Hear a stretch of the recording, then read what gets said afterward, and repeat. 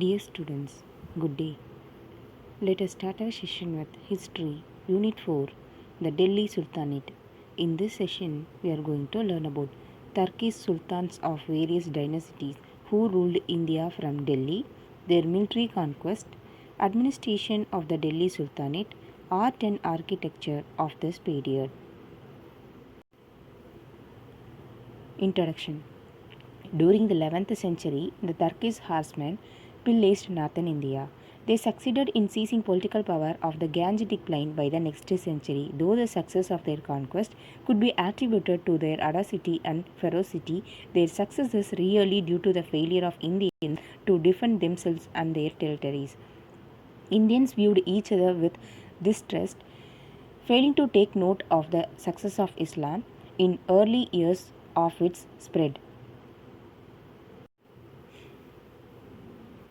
The superior military might of Muslim soldiers was yet another factor that contributed to success in their conquest. In this lesson, we discuss how Turkish warriors set about founding and consolidating their Islamic rule till the advent of Babur. Slave dynasty. Muslim rule in India was established by Muhammad Ghori in 12th century AD. As he had no sons, he disciplined special slaves called Bandahan. Bandahan is a Persian term used for slaves purchased for military service. These slaves were posted as governors and they were later raised to the status of sultans. Ghori died in 1206. After Ghori's death in 1206, one of the slaves, Qutubuddin Aibak, who had been left behind by Muhammad Ghori to govern the territories he had conquered, proclaimed himself ruler of the Turkish territories in India. He laid the foundation of the slave dynasty. This dynasty is also known as a Mamluk dynasty. Mamluk is an Arabic word meaning slave. Qutubuddin Aibak, Shamsuddin Iltutmish, and Ghiyazuddin Balban were the three great sultans of slave dynasty. The slave dynasty ruled over the subcontinent for about 84 years. Qutubuddin Aibak. Qutubuddin Aibak started his rule by establishing Lahore as a capital of his kingdom. Later, he shifted his capital to Delhi. He was active all through his rule in Delhi, conquering new territories and suppressing revolts. He personally led military campaigns to the central and western Indo-Gangetic plain and left the conquest of the eastern Gangetic plain to the care of Bakhtiyar Khalji. Aibak built the Quwwatul Islam Masjid. This was considered to be the oldest in India. He also laid the foundation of the Qutub Minar, but he was unable to complete it. It was later finished by his son-in-law and his successor Iltutmish. Aibak died in 1210. Shamsuddin Iltutmish.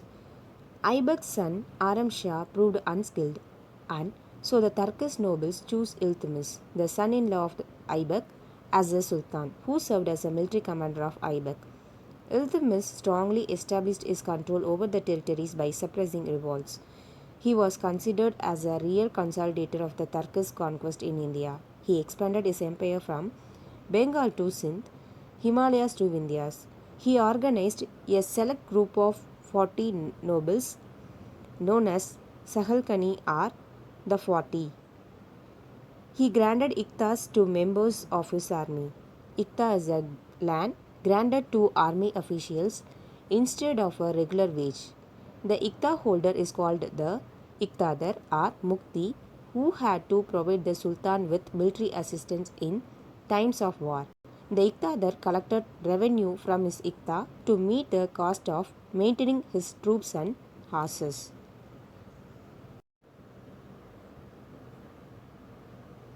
Iltutmish completed the construction of the Qutub Minar, which had been started by Aibak. He died in April 1236 after ruling for 26 years. Razia. As the most capable son of Iltutmish, Rukn-Din Firoz was dead. Iltutmish nominated his daughter, Razia Sultana, as his successor to the throne of Delhi. She was an able and brave fighter, but she had a time with Turkish nobles as she favored non-Turkish nobles. She also faced the situation of the ruthless Mongols right in Punjab during her rule. She made Ethiopian slave named Jalaluddin Yakut as her personal assistant and started trusting him completely. This led to a revolt of the Turkish nobles who conspired against her and got her murdered in 1240. After Iltutmish's daughter, three weak rulers in succession ascended the throne. After them came Ghiyasuddin Balban. He abolished the 40. He established a department of spy to gather intelligence about the plotters and the troublemakers against his rule. Takril Khan, local governor in Bengal who raised a banner to revolt against Balban, was captured and beheaded. He was ruthless in dealing with enemies. Balban, however, took care to maintain cordial relationship with the Mongols. Balban built forts to guard his empire against the Mongol attacks. He patronized the famous Persian poet Amir Khusro. Balban died in 1287. Balban's son Kaikubad turned out to be weak. In 1290, Malik Jalaluddin Khalji, the commander of the army, assumed the office of Naib and ruled the kingdom in the name of Kaikubad. Then one day, Jalaluddin sent one of his officers and had Kaikubad murdered. Jalaluddin then formally ascended the throne. With him started the rule of Ghalji dynasty.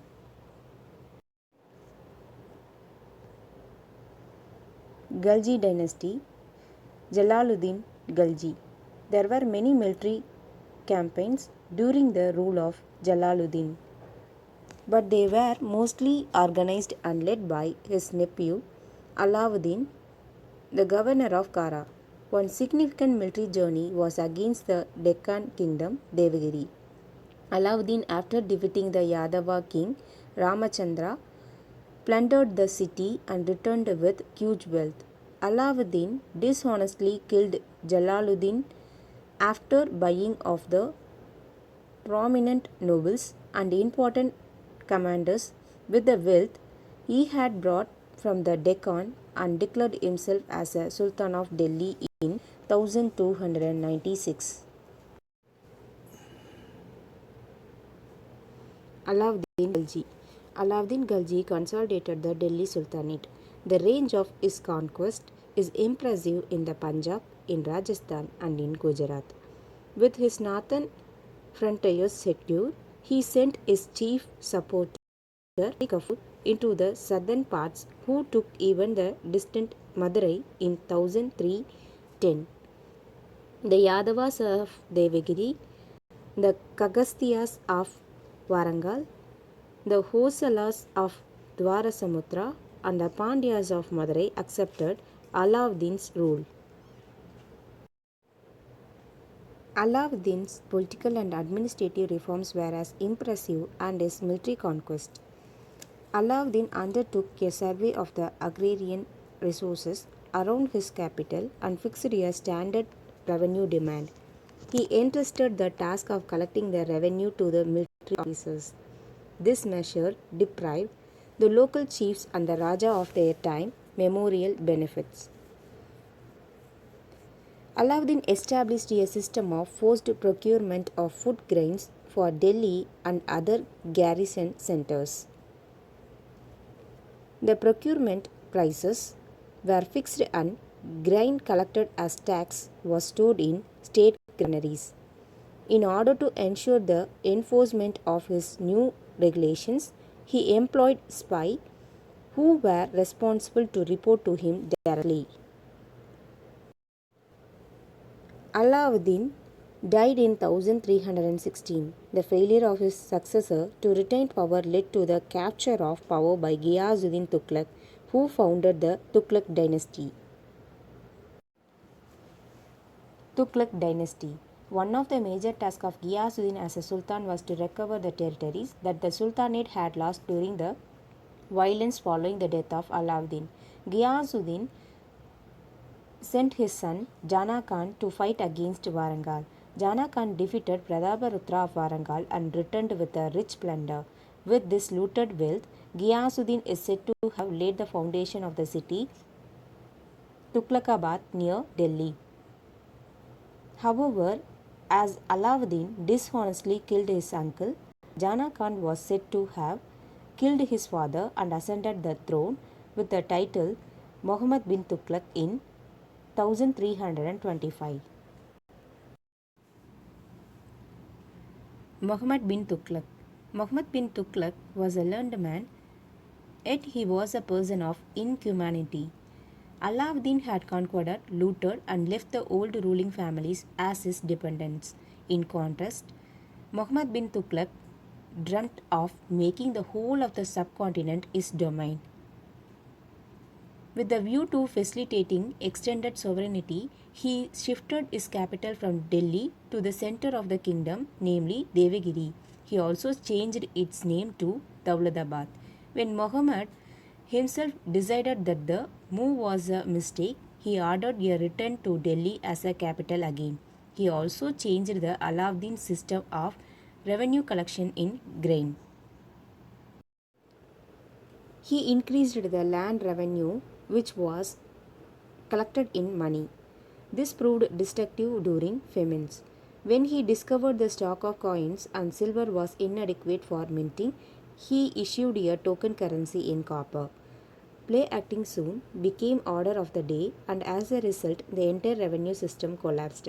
This suffered as a foreign merchants stopped business.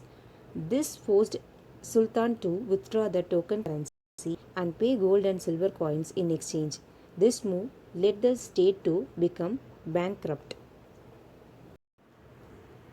Tughlaq increased land tax in the Doab region, which triggered peasant revolts. As the revolts were inhumanly dealt with, peasants dropped cultivation, which resulted in the outbreak of frequent famines. Tughlaq ruled as Sultan for 25 years. During his long rule, he had to face many revolts of the local governors. The governors of Awadh, Multan, and Sindh revolted and declared themselves independent. In South India, several states arose. The new Dawlatabad and the other territories around them were declared independent sultanate. Madurai was proclaimed a separate sultanate in 1334. Bengal became independent in 1346. Tughlaq died on March 1351.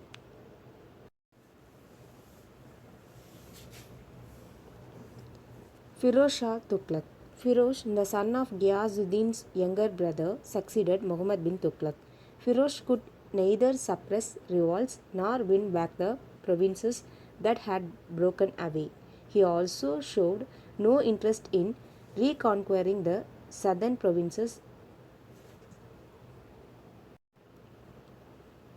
He rewarded Sufis and listened to the advice of religious leaders. He also created charities to aid poor Muslims, built colleges, mosques, and hospitals. He banned inhuman punishments and abolished taxes not recognized by Muslim law. He promoted agriculture and constructing many canals for irrigation. He laid out 1200 new gardens and restored 3 old gardens of Alauddin Khalji. He had built many new towns such as Firozabad, Janpur, etc. Despite adopting a peaceful approach and taking efforts to organize the Sultanate well, he had to spend his last days in unhappiness. His own son Muhammad Khan revolted against him and Feroz Shah died in September 1388 at the age of 83. Taimur's invasion. The discharge and bloodbath by Taimur of Delhi came after Firoz Shah Tughlaq died. As a ruler of the region around Samarkand in Central Asia, Taimur had occupied some parts in the northwest of India. Taking advantage of India's weakness, he entered India in December 1398 and plundered Delhi. Punjab, besides the Delhi city, was a province that suffered most of Taimur's raid. Taimur, apart from carrying huge wealth in the form of gold, silver, jewels, also took along Indian artisans to work on monuments in Samarkand. Sayyid dynasty. Though the Sultanate fragmented into a number of independent kingdoms, it underwent for 114 years more, till the Mughal invasion. Before leaving Delhi, Taimur had left behind his representative Khizr Khan as the governor of the territories he had conquered. He founded the Sayyid dynasty in 1414, which lasted till 1451.